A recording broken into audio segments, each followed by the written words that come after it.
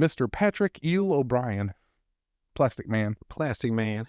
also known as Plastic Egg. I don't think I've ever seen him without his glasses on. I don't think anybody really has. Although they did a horrible job in the Flash series with that. Did they? The Arrowverse version of him. Oh my God. The actor was fine, but God, they fucked him over in the show. He has been affiliated with the Terrifics, Heroes for You, formerly of Justice League Reserves, Freedom Fighters, All-Star Squadron. He's based out of Coal City. OnlyFans? Superhero OnlyFans. Like in The Boys when that one dude got strangled by a dick. Oh, Mother's Milk. yeah. He actually shows up again in season 3. Like cocking off. His identity, he has a public identity, American citizenship. He's divorced. Oh yeah, fucking. I don't know if it was him, but because they're twins, right? But one of the fucking guys, Iceman, or the other one, is in The Boys too. Oh really? From the Animorphs, yeah, Lamplighter. Yeah. I don't know which one it is, like, because he's got his twin brother. Might not be him. Might be his twin, who was not in Animorphs. Isn't that fucking weird? Like, what if like you had a twin, right, who's a fucking world class A-list actor, and you work at McDonald's? Like, yo, what? Like, no, that's my brother. That's not me. That's like the Hemsworths. They kind of look similar. A little bit, yeah. It's like, and Liam's like, or Chris is the most famous one. That Liam's behind him. It's like, oh, you were Thor. No, it wasn't. That was my brother. That would suck so much. Plastic Man is 6'1", 178 pounds. So a tall motherfucker, skinny and tall. Black hair, blue eyes, and created by Jack Cole, which is funny because his base of operations is Coal City. Second, if I got to put my name in there somewhere. Yep. First appeared in Justice League International Volume 3, Number 1, November of 2011. Really? Yeah. Wow. 2011? Plastic Man seems so like ingrained in the mythos of DC that you just assume it was like there forever. I don't know if that's right. That doesn't sound right to me. It doesn't seem like it because I thought he was old as fuck. Yeah, hang on. Look, we're gonna double check that just to make sure. Well, that was the elongated man. I don't know that. He seems older. That doesn't sound right. Let's see. No, Plastic Man first appeared in Police Comics number 1 in August of 1941. Well, damn, they skipped it quite a bit. Yeah. That came. Unless he's a different guy. Unless that was like the Golden Age one, maybe. They rebooted him? Yeah. Yeah, because the original one is like really fucking old. Okay. Weird. Well, I don't know why they didn't put that as because that was from DC's website. Like the actual first appearance date. Wikipedia shows the right date. The old one must be something else. Like we gotta banish this one from the archives. Well, it looked like him too. Like same. There must be something about it they didn't want. It could be because of their reboot with 52 and stuff like that. They could have. Yes. I'm not gonna ask questions at this point. It is what it is. But I went and corrected it. So he first appeared in the 1940s, long time ago. Plastic Man was a crook named Patrick Eel O'Brien, orphaned at the age of 10 and forced to live in the streets. He fell into a life of crime because of this. As an adult, he became part of the burglary ring specializing in a safecracker. So he was good at opening safes. That's good. During a late-night heist at the Crawford Chemical Works, he and his fellow gang members were surprised by a night watchman. During the gang's escape, Eel was shot in the shoulder and doused with a large drum of unidentified chemical liquids. It's always an unidentified. It has to be unidentified. It's like hydrochloric acid. He's just melted. That's why he melts. It's AIDS juice. Like, no, no. I know it's never a really bad chemical. He escaped to the street only to discover that his gang had driven off without. You know what's a good way to circumvent that for writers is that the chemical is mysterious, sort of, right? Mm-hmm. But the reason it gives that character his powers is because of his particular genetic makeup.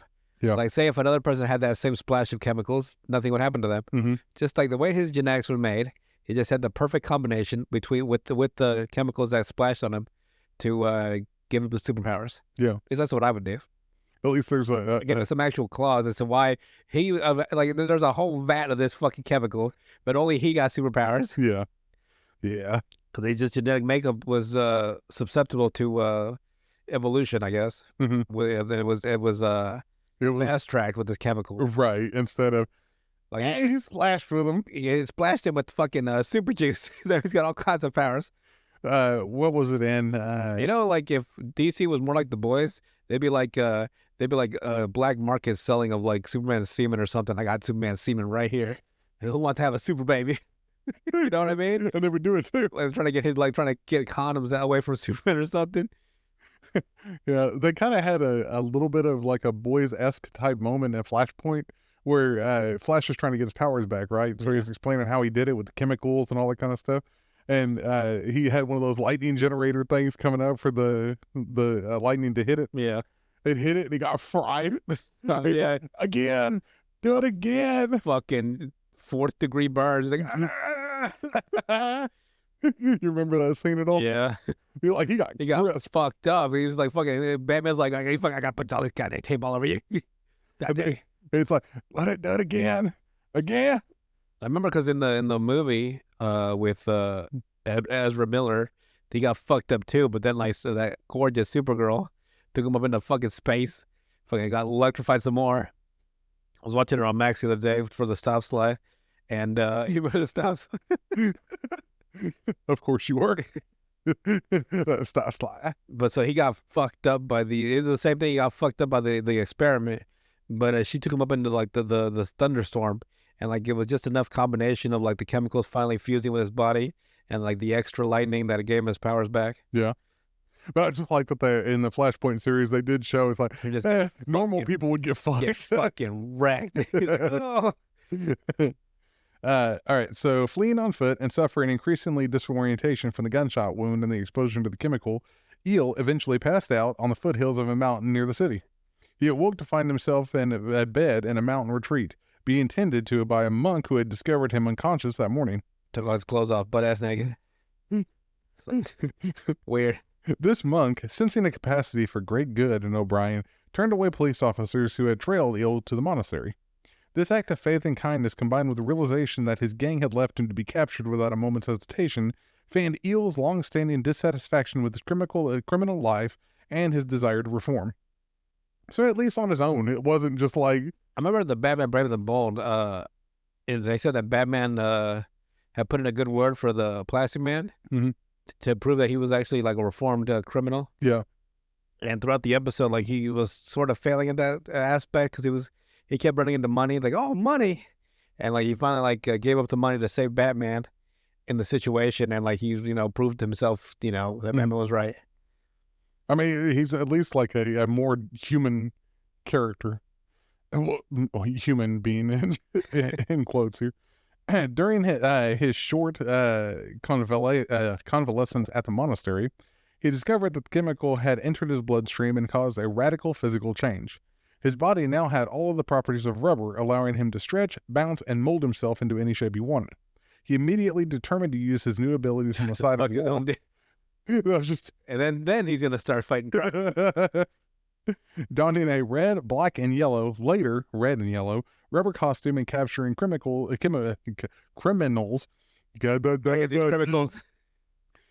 Criminals as Plastic Man. He concealed his true identity with a pair of white goggles and by remolding his face. Smart. Like, that actually is pretty smart to kind of move your face around just a little bit.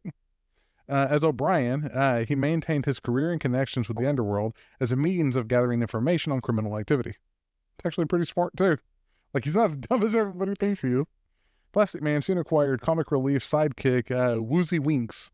Woozy Winks. Who was originally enchanted so that nature itself would protect him from harm. This power was eventually removed from the character, and Woozy became simply a bumbling yet loyal friend to Plastic Man. Cool.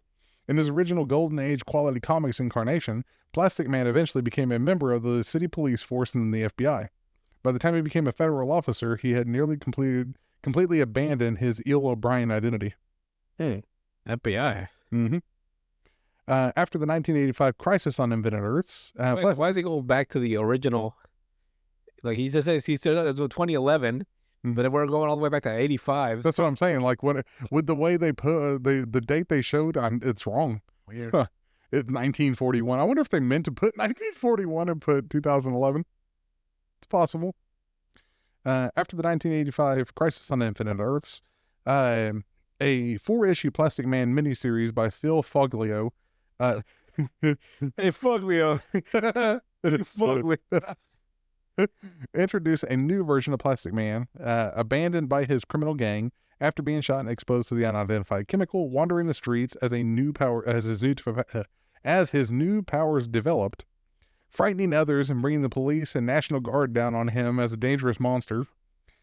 Eel was first oblivious to the changes in his body, but after realizing that he was a monster at large, he used his new abilities to escape his pursuers. Eel soon became so despondent over his new condition that he attempted suicide by jumping off of a bridge. Jesus, I got dark. Gonna. Fortunately, he was interrupted by Woozy Winks, a former mental patient who had kicked out he was kicked out of an institution due to lack of funding. That's even darker. A little bit. Jesus Christ. That's horrible. Who desired nothing more than to return to the warm safety of a straitjacket and padded room. That's all Woozy Winks wanted. Just my straitjacket. Well, he wanted to fuck in one of those padded rooms. That'd be kind of cool. Eel and Woozy decided to work together and capitalize on Eel's new powers to make their fortunes, but couldn't decide whether there was any money in crime or crime fighting, and resorted to flipping a coin to choose serving the law. Eel ended up with the name Plastic Man after a reporter misinterpreted his first choice of Elastic Man. He's Elastic Man. Okay, Plastic Man. Eel and Woozy set up a detective agency in New York City and go on and to have many various adventures together. That must have been fun to read. The Woozy Winks and Plastic Man. Goofy adventures. Pretty much. Then we also have the JLA era. So Plastic Man was made a prominent member of the Justice League during... Prominent. Yeah, he really was. Weird. It's a weird choice. I guess they're trying to make their own version of... Well, they wouldn't be able to make Reed Richards. Maybe No. a detective version of Reed Richards. Kind of. But also comedy relief a little bit. It was during Grant Morrison's run on the title, though. So... the story arc, Rock of Ages, shows Batman recruiting Eel to infiltrate Lex Luthor's Injustice League in the disguise of the Joker, which he does successfully. He notably engages in combat with the goddess Circe, proving immune to her magical ability to turn humans into animals. Sorry, So- baby. I'm all plastic. It's like, oh, can you turn into one of them? He is later made a full-time member in the League and aids the League in several battles, including against Prometheus, Julian September, General Wade Elling, and an upgraded version of Amazo, a white Martian who assumes the identity of Bruce Wayne, and Queen Bee. That reminds me, DC, you guys need to do a Beast Boy / Animals crossover. You're welcome. That would be funny. Although you'd always know it's Beast Boy because he's great. Yeah. During this period, he becomes close friends with fellow new members Steel and Zariel.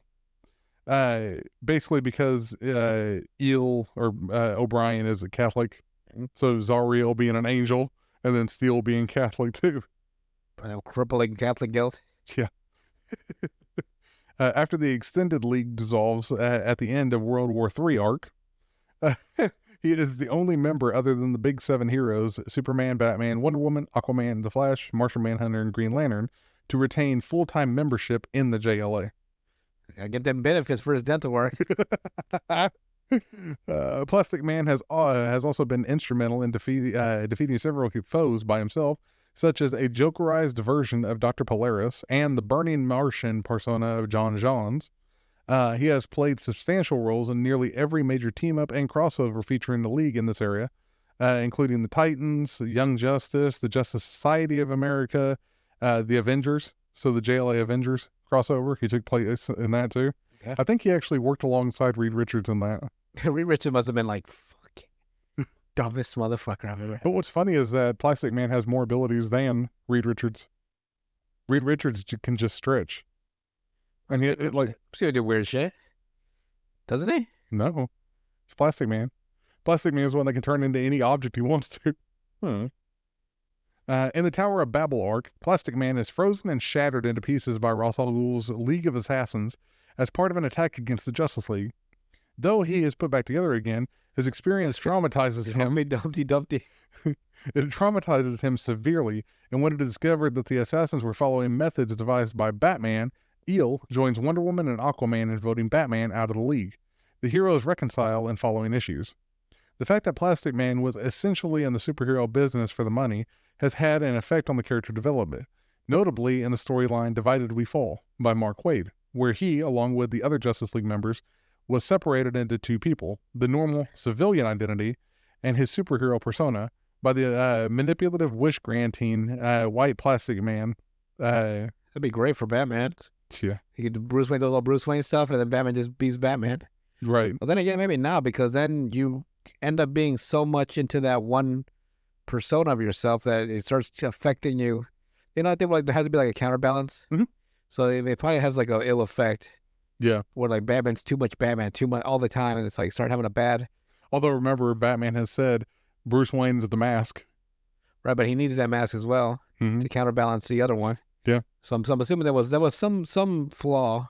Yeah. And them being split that made them go back together. Right. So this manipulative, wish-granting ID, while Plastic Man devolved from a person with a sense of humor into a constantly wisecracking and almost ineffectual idiot, the now normal Eel O'Brien struggled with the criminal tendencies he had suppressed as he was becoming more comfortable with his role as a superhero, and wondered if he actually changed for the better at all, or this was just part of his superhero act. Damn, it's fucking regular guy having a fucking existential crisis, Yeah. and the superhero persona just being goofy.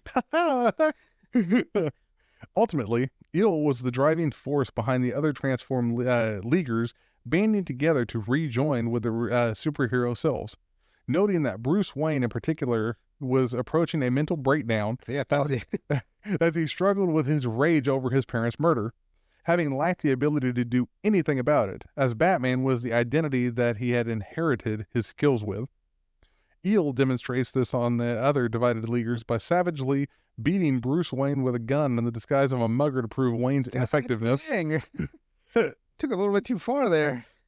And demonstrate the degree of psychological damage he had suffered due to the split. Later, Batman comments that it was a wise move under the circumstances.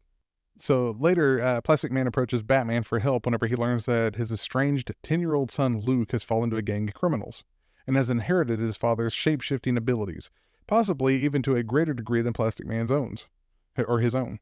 Plastic Man admits to Batman that he doesn't know if he ran away from being a father because he enjoyed his new life as a hero or because he was afraid of becoming a parent for his son.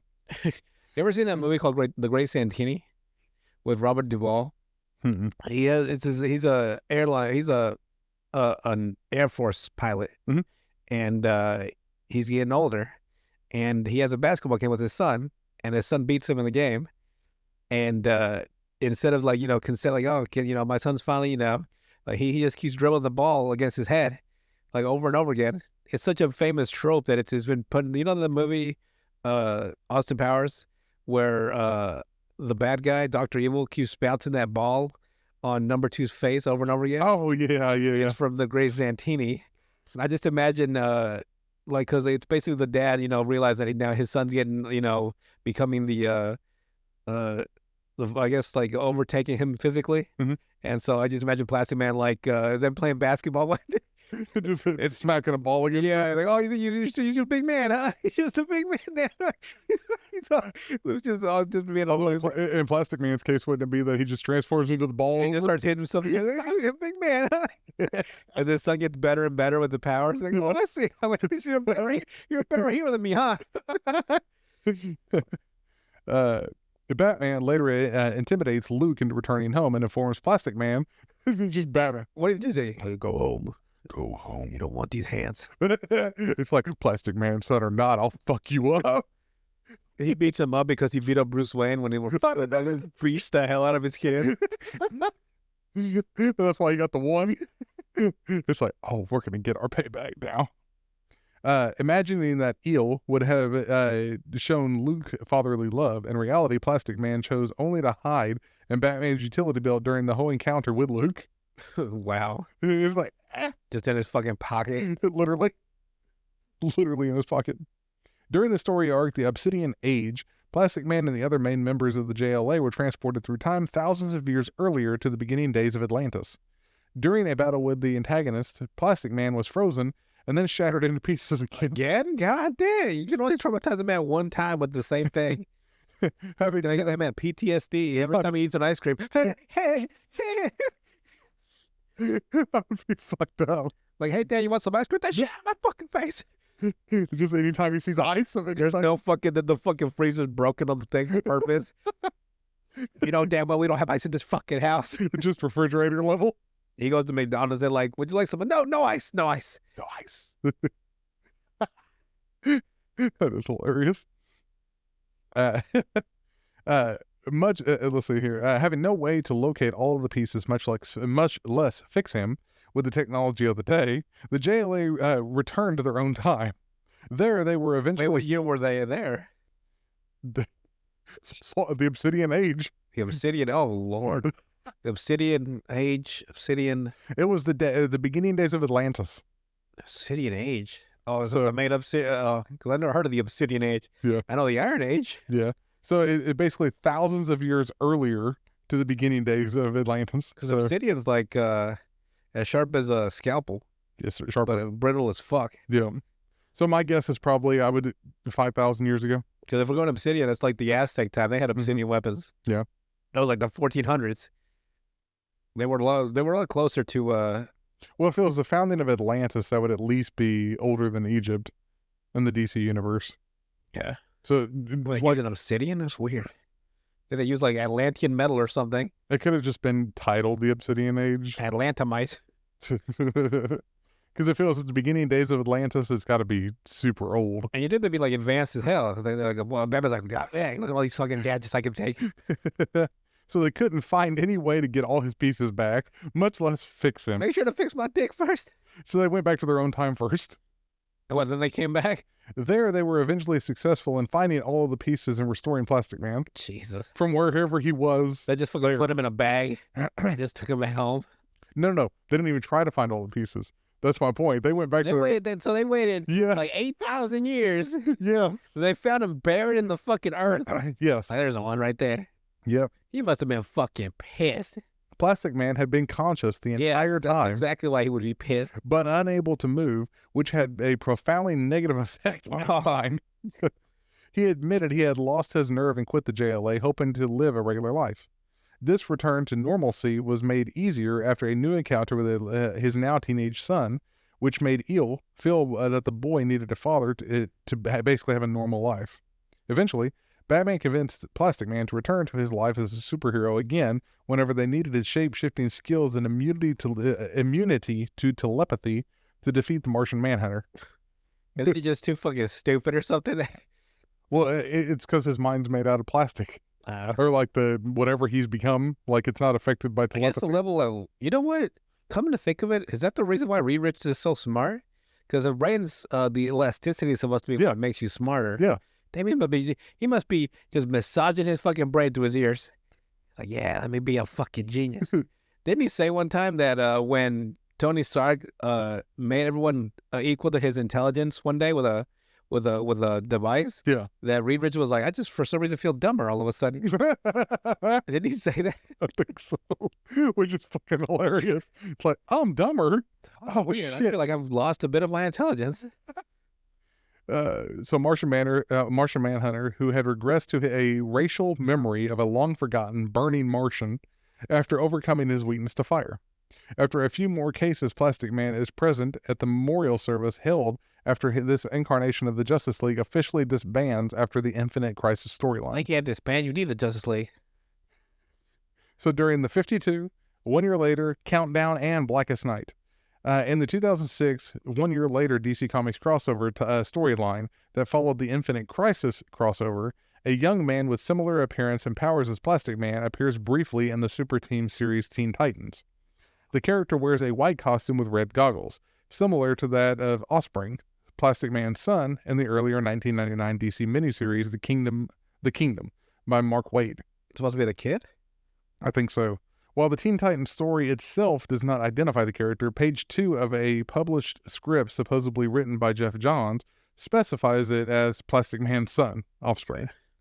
Plastic Man's son is also shown in costume and identified as Offspring in the 2006 weekly series 52, written by Grant Morrison, Jeff Johns. I remember that series. Like, it was every fucking week a new issue over. I'm like, God dang. It was week 35 that he appeared. Eventually, Plastic Man and Offspring come together as father and son and briefly even have an idyllic family setup until Plastic Man was convinced that he couldn't deny his destiny as a superhero anymore. In Countdown to Mystery number 1 for 2007, Plastic Man is seduced by Eclipso, being made to believe he is a joke among his fellow heroes, and the only way for him to get respect is through Eclipso. He is later freed of this corruption by Bruce Gordon. Plastic Man makes his next appearance within the pages of Green Arrow / Black Canary number 8, having been freed from a stasis tube by Green Arrow. His DNA is taken to Sivana and used to augment an amnesic Connor Hawk in a bid to turn the young hero into a brainwashed slave with a strong healing factor. A weird. What's that got to do with Plastic Man? I don't know. Plastic Man also appeared for a brief period in the 2009 Justice League of America Volume 2 series, written by Lynn Wein. After joining up with the team following the events of Final Crisis, Plastic Man has his effectiveness questioned by his teammate, Dr. Light. And not that Dr. Light. I hope not. The girl Dr. Light. That existed for a little while. Which starts a fight between the two, which Vixen breaks up. Vixen reassigns Plastic Man to a team-up with Dr. Like, I'm Light. equal rights girl. He starts fucking swinging on her. Vixen reassigns Plastic Man to team up with Dr. Light to stop the Royal Flush Gang's robbery. The Royal Flush Gang. What an interesting group. Yeah. I knew him basically from Batman Beyond. That's where I knew him from, too. Though they experience some control issues between them, the Royal Flush Gang is defeated and Plastic Man and Dr. Light finally stop arguing. During a massive battle at the Justice League satellite in Justice League Cry for Justice, Prometheus injected Plastic Man with a chemical that badly damages his plastic body. The chemicals caused Eel to suffer from a condition where it took great concentration to keep himself as usual. Yep. Like more icing. No! His usual solid state, and caused him pain whenever he even thought about changing shape, thus leaving him in an infirm state. Ouch. In the Blackest Night crossover, while still suffering from his disorientating state, Plastic Man has his heart torn out by a Black Lantern vibe, seemingly killing him. However, due to his power of near invulnerability, he was able to survive such an attack, albeit badly wounded. Vixen states that Plastic Man was taken care of at Star Labs, and that he would be unable to return to the Justice League. So Star Labs, of course, you wouldn't want to go there. Hell no, they keep you and fucking experiment you for years. Yep. Plastic Man later appeared in Justice League Generation Loss, helping a large coalition of heroes on an unsuccessful mission to thwart Maxwell Lord. He has been seemingly cured of his condition at this point, and was shown retaining his normal shape without issue or pain. So apparently Star Labs maybe did help him, maybe. Whatever, man. Probably shoved like 57 suppositories up his ass. I know, just to see if he could expand. Later, he aids the JLA on his mission. See how wide his asshole could reach. That's so fucked up. Some fucked up shit in there. See if he can put his own dick in his ass. He can. It comes out his fucking mouth. The lead doctor comes in like, what the fuck are you two? Like his intern, what the fuck are you two doing? We just wanted to see if it would work, okay? Well, I'm sorry, boss. He aids the JLA on their mission into Hell, where he helps Batman defeat Garyon. The League learns Satanus plans to use Dante's mask to become powerful in this. The League Satanist? Mm-hmm. Their lead Satanist? He learns Satanus, I guess. Oh. The Satanist. Satanus, you remember Satanus at all? I would put it past the JLA to have their own Satanist. Mm-hmm. If they ever have to go to hell, that'd be hilarious. That's John Constantine. It's like, get John Constantine over here. So I've been to hell a few times in my day. Fucked a few demons, whatever. During this, Plastic Man grabs the mask, which possesses him instead. The League's combined forces to remove the mask, which is incinerated, seemingly killing Plastic Man. It is later revealed that Zariel transported him into another dimension before helping the League escape Hell. During the New 52, In this timeline, Plastic Man is considered as one of the candidates for the United Nations-sponsored Justice League International. United States sponsors. Yeah. Or Batman's like, thank God. United Nations-sponsored, yeah. Batman's like, yeah, thank God. Broke as fuck. He is denied a spot on the team for being too unpredictable. This cameo appearance later retconned by E.L. O'Brien's proper New 52 introduction in Justice League number 25. And then during DC Rebirth, DC Comics implemented another relaunch on its books called DC Rebirth, which restored its continuity to the form that it had before the New 52. Guess who's back? Back again. I'm drawing the line at $2.99. That was the biggest fucking lie. That was such a good tagline, but only that's like a couple of months, like a year at most. Yeah. And then, of course, you had Marvel going up to $6.99. Fucking ridiculous. I loved Hellboy's comics for $3.50. Yeah. $3.50. Just give me all my 50 cents back. In this, though, Plastic Man assists Mr. Terrific in thwarting Simon Stagg's plot to open the portal to the dark multiverse. Is it Mr. Terrific in the new Superman movie? I think so, yeah. I actually seen pictures of him. He doesn't look that bad. Like, the costume for him is not horrible. Now, Hawk Girl, on the other hand, it's like, what kind of biker chick shit are they trying to do? I haven't seen Hawk Girl. Yeah, look, her helmet looks like a motorcycle helmet almost. It's like, Ew. Does she have like the leather jacket? Where, Yes. like it just covers her titties, but no shirt underneath? yes. Or is that just my fantasy? No, it is. They wouldn't have Pretty her close. titties out. Like No. in my head, it'd be like a really like short leather jacket that just the tips of the edge just cover both her nipples, and they never move somehow. It just always stays with They her. stay right on her. Hey, with CGI, they could do that. I can do that in my dreams. Using Metamorpho, who has been transmuted into nth metal. I know how much you love nth metal. Nth metal, the dwarven metal, isn't it? What metal is it? Nth. Nth, where it's how they had all those different kind of metals and shit that during the Dark Knight's metal series, where it had the Joker or the Batman who laughs and all that bullshit. Uh-huh. While trying to get Simon Stagg to close the portal with the help of Plastic Man, Mr. Terrific is sucked into the portal with Plastic Man and Metamorpho. Dig first. As Plastic Man shields them from the dark multiversal energy, which he is immune to. Upon arriving on a lifeless world, they encounter Phantom Girl, who has been trapped in her intangible form and who has no knowledge of sending the signal. Whenever the four of them find a computer and the gut of a giant dead creature, they are greeted by a hologram of Tom Strong, who states that they are needed to save the universe. Mr. Terrific, Plastic Man, and Metamorpho learn from Phantom Girl that she was stuck in her intangible form since she was a child. After the four of them take her back to their world, Mr. Terrific tries to leave the three of them at Simon Stagg's compound only to be drawn back to them. Due to the effects of the dark multiverse energy, Mr. Terrific concludes that they can't go their separate ways until, they can't go their separate ways due to this inescapable bond.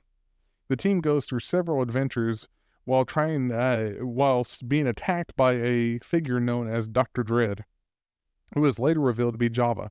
They were meant to be Dr. Dre. Dr. Dre, the Chronic. I became a Superman. He's rich enough. He could. This revelation, coupled with the team being cured of the condition, causes everyone to split up. Plastic Man attempts to connect with his ex-Angel and their son Luke. So his ex-wife Angel, apparently. Oh yeah, so you just dated an angel. That's what it sounded like. He fucked Zariel. He's like, "What's up, girl?" Who has inherited his stretching powers. Again with the powers this kid Yeah. has. Initially reluctant, the two bond over a game of basketball. And it all comes full circle, huh? You a big man, huh? You a big man, ain't you? You beat your father in basketball, you a big man. As soon as I read that, I knew. Oh man. Sometimes comedy writes itself. Oh, shit. That is hilarious. And still in the Batmobile. Well, That's how they bonded. Batman's like, what the fuck? They are then called upon by the rest of the team to band together and save Mr. Terrific from the Terribles, a team of their evil doppelgangers put together by Dr. Dread. Plastic Man and Luke, now suited up in his offspring look, work together to take down a vampiric version of Plastic Man from another dimension. Following the Terribles' defeat and the imprisonment, the Terrifics officially reunite as a team, with Luke Element Dog and Miss Terrifics joining the roster. Not just Mr. Terrifics. Miss Terrific. Miss Terrific. Plastic Man was later recruited by Obscura to help investigate a multi-dimensional conspiracy. This led them to find that being committed by a group of villains called the Cabal. I don't know. Right now. The Cabal. All right, so Plastic Man's abilities and stuff like that. Plastic Man's powers are derived from an accident in which his body was bathed in an unknown industrial chemical mixture that has also entered into his bloodstream through a gunshot wound. This caused his body-wide mutagenic process that transformed his physiology. Eel exists in a fluid state, neither completely liquid nor solid. He has complete control over his entire molecular structure. He can stretch his limbs and his body to superhuman lengths and sizes. There is no known limit to how far Plastic Man can stretch his body. If I could just slap somebody from like 55 miles away. Because I think, doesn't Reed Richards actually have like a set, like, I think. I know that he'd lose to Luffy apparently in a death battle. No, will he? Apparently. He can shrink himself down to a few inches tall, posed as one of Batman's utility belt pockets like this, or become a titan the size of skyscrapers. He can contort his body into various positions and sizes impossible for humans, obviously, if he can become super small, such as being entirely flat to slip underneath the door, using his fingers to pick conventional locks, compressing himself into a ball to ricochet off of things, and inflating his body to do the same thing. He can also use it for disguises by changing the shape of his face and body, contributory to his work as a sleuth. Due to his fluid state, Plastic Man can open holes in his body and turn himself into objects with mobile parts, which is kind of weird. Huh. Like, he's got a lot of fucking abilities. On machinery? Like, he's broken. Weird. In addition, he can also alter his body's mass and physical construction at will, creating virtually no limit to the sizes and shapes that he can contort himself into. There is nothing he cannot alter his body into, which includes basic shapes or dangerous weapons, avatars, and other superheroes, and functional automobiles. Like, he can turn himself into... Fucking car? Yeah. These stretching capabilities grant Plastic Man agility, flexibility, and coordination far beyond the natural limits of his human body. So, well, I would assume so. He becomes like an Uber service, right? But when the woman gets in the car, he always places his dick on the seat where she would sit down in. So she's always stood on his dick without them knowing. And then like they end up like a lawsuit, and like he ends up all over the news. Like a sexual assault from Plastic Man. Like, no, I didn't do it. That was the sick shift. Damn lie. That was the shifter. That was just, that was one of my heels. He can also alter his strength by growing or adding more muscle. So that actually augments his strength? Yeah.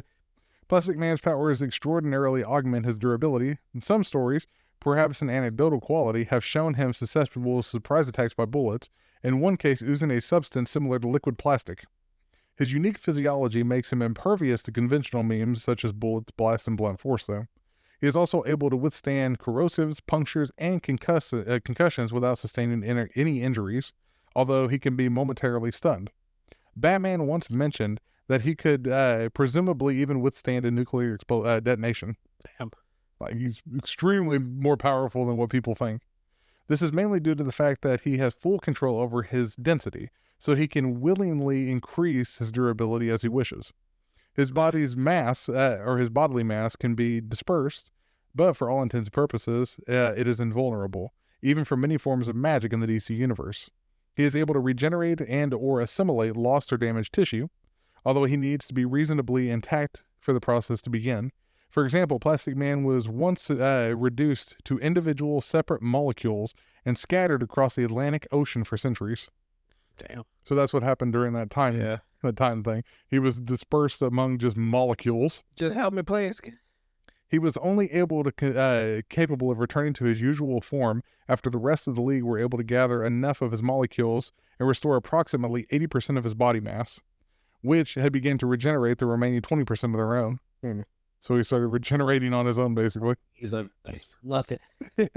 652,000 years. Plastic Man has proven to be insusceptible to effects of telepathy, as stated by Batman. Plastic Man's mind is no longer organic. It's untouchable by telepathy. Plastic Man does not appear to age. If he does, it is at rates far slower than a normal human. In the aftermath of the Justice League story arc Obsidian Age, Plastic Man was discovered to have survived for 3,000 years, scattered into separate individual molecules at the bottom of the Atlantic Ocean without decaying or being otherwise affected at all. Because plastic don't break down. Does he eat or anything? No. Don't worry. He can automatically detect ultrasonic frequency because his body will start to ripple whenever an ultrasonic frequency is triggered. As stated by the Black Lantern Corps Vibe, Plastic Man's internal organs could not be removed. Unlike many of the Black Lantern victims, basically the same thing happened to them, where when they got their hearts ripped out, they just die. So, like a Black Lantern. Yep. This perhaps implies that Plastic Man is himself more like one giant living organ, rather than which it makes up like a whole instead of individual parts. Like he's just one. Yeah, just one thing. Entity. His semi-liquid form remains stable at a relatively high or low temperatures, providing that the temperature change is gradual. A sudden change induces a complete change of state, creating a truly solid or truly liquid form. Plastic Man was incapacitated in the JLA story arc Tower of Babel, where mercenaries froze and shattered his body. So he fucked multiple times. Like frozen a couple times. Once thawed and reassembled, he was physically unharmed. But in the JLA storyline Divided We Fall, Plastic Man has shown that he does have some weaknesses to extreme heat. Intense heat vision attack from Martian Manhunter, for instance. And was temporarily melted. In some versions, Plastic Man is also vulnerable to chemicals such as acetone, which melts and destabilizes his malleable form, although he eventually regenerates whenever the chemicals are gone. A famous hindrance of Plastic Man's abilities is that only colors he can mimic are the colors of his body and costume, i.e. red, black, yellow, white, and flesh tone. Although he can use these colors in various ways, once even managing to exactly duplicate the appearance of Flash. That was for the, like, you motherfucker. Make Flash do whatever he wants and die. But imagine what the boys would do with that shit. What, just a copy of Flash? Yeah. Probably framed him for a bunch of stuff. Mm-hmm. Whether this is an inherent flaw in his powers or a mental block has never been explained, whereas his son Offspring also gained his father's powers, but is able to willfully mimic any color he chooses. Oh, you a big man, huh? During Offspring's introduction, it was revealed that Plastic Man could change color, turning his nose blue to prove to Batman that he could. See, I told you, So he just doesn't do it. This color change, however, was possibly only with a great deal of Plastic Man's concentration, even for such a very small area size. Plastic Man was once a very talented professional thief specializing as a safecracker, although no longer a criminal. He has thorough insight into their mindset, enabling him to be an effective sleuth. He is also considered to be a lateral thinker and much smarter than he lets on. Doesn't let on very much. No. But apparently he's actually smarter than a lot of people think. So see, the more you know about Plastic Man, a character nobody pays attention to anymore. I'm sure you get a spotlight eventually. I know, he got one from us.